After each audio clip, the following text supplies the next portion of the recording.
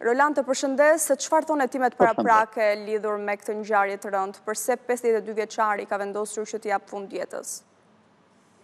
Fillimisht duhet bëjt ditur që mëngjesin e sotëm janë regjistruar 2 ngjarje të tilla, gati identike me njëra tjetrën, është një 52 vjeçar dhe një 53 vjeçar, të cilët kanë dashur të japin fund jetës me vetvarje pranë pemëve.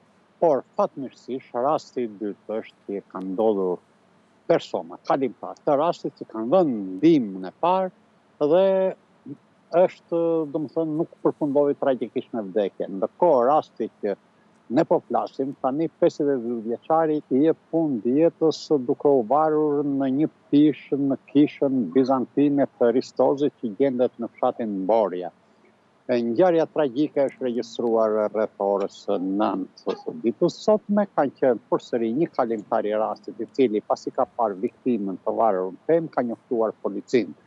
Policia ka bërë identifikimin e autorit e viktimës, i cili është 52 vjeçari Mihal Xhega nga Korça, i cili prej disa kohësh nga hetimet paraprake mësohet se ai vuante nga një lloj çrregullimi të depresionit, siç u tha nga policia.